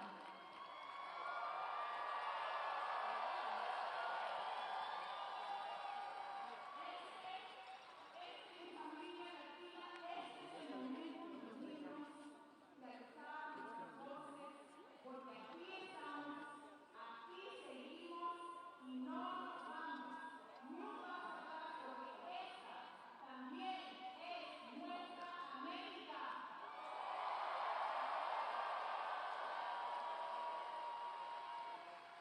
So, we're going to wrap this up. I'm going to wrap my word up, and we're going to say, no hate, no fear. Would you please are welcome here? Are you ready? All right, let's do this thing. Make it back. No hate, no fear. Would you please are welcome here? No hate, no fear. Would you please are welcome here? No hate, no fear. Would you please are welcome here? No hate, no fear.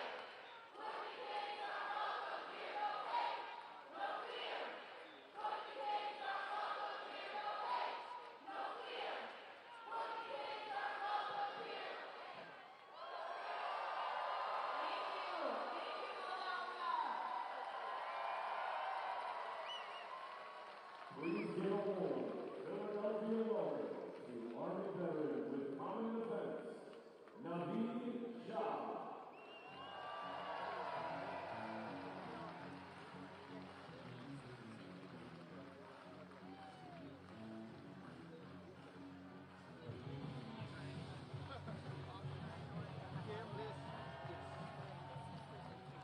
Just a moment.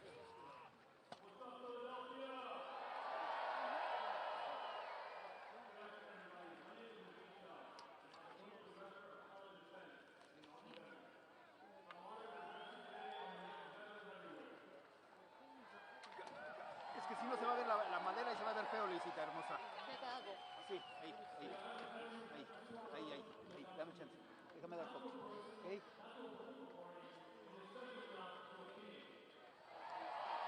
Ok, estamos listos. Corriendo.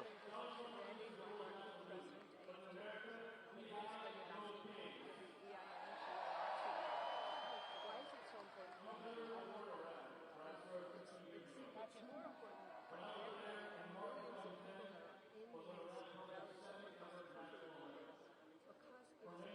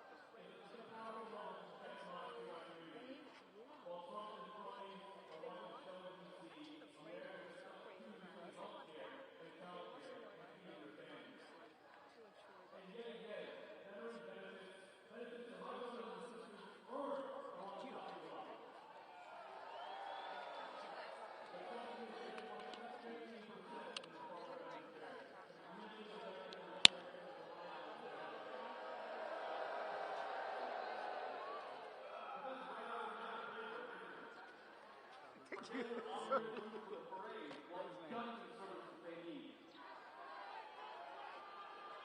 the point of the military parade if you're going to disrespect the troops and their families?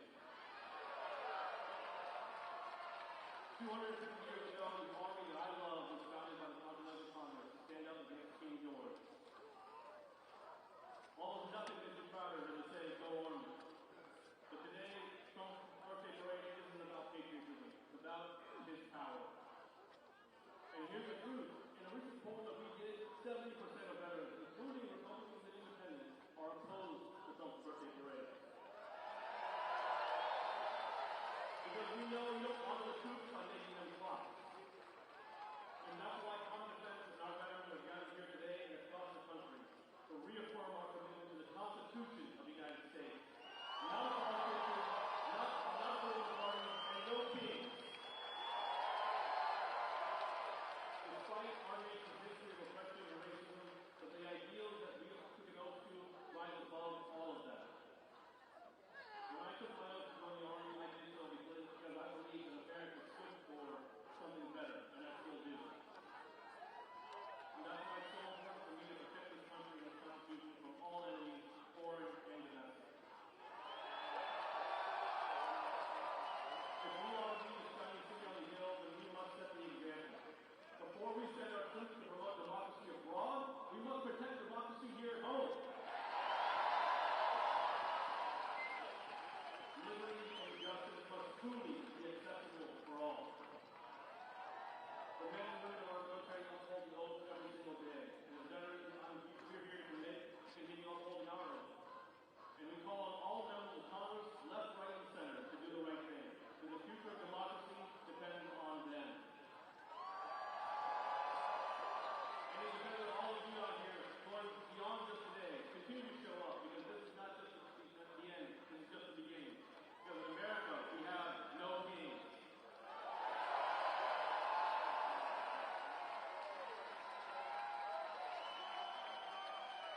Please welcome to the stage from the ACLU, Anu Joshi and Mike Lee.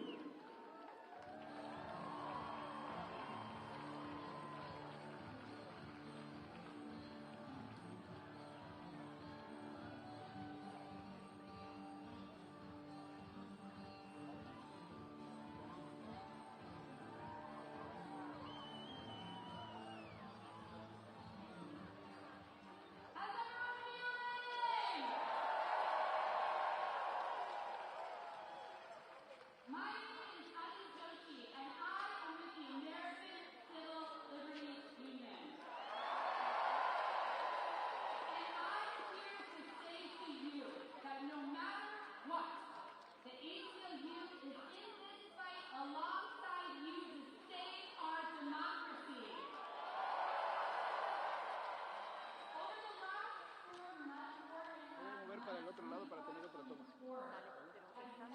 Ya sé, mi amor, ya sé. Sí, mi vida.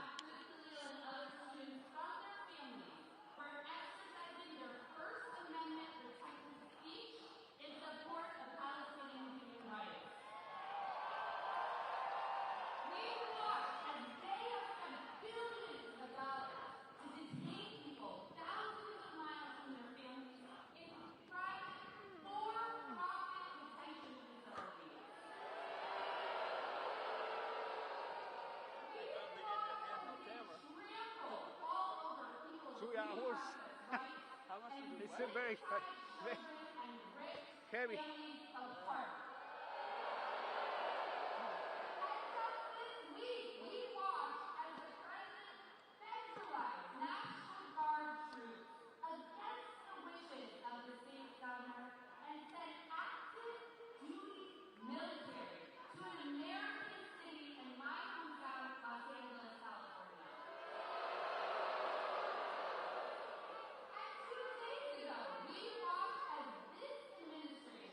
Handcuffed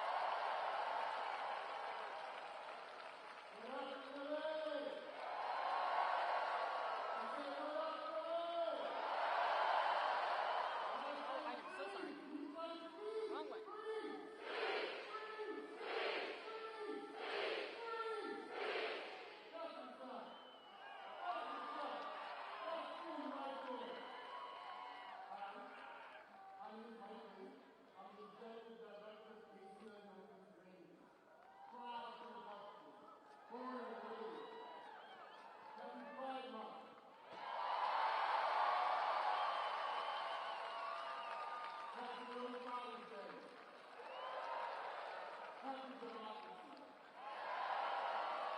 Cities and countries, cities across this country, standing up, pushing back against President Trump and his enablers, while they try to pull out all the stops, unconstitutionally, trying to scare us, put us on our heels, knock the democratic breath out of us. They're trying to do it here in Philly, threatening, funding cuts that don't do with our local policy, deportation without due process. Keep it on streets. But guess what? You must be the wrong city. You see our local government, you see our elected officials, we here to stand up and push back. City, as you heard throughout today, we're known for our fighting spirit and our brotherhood.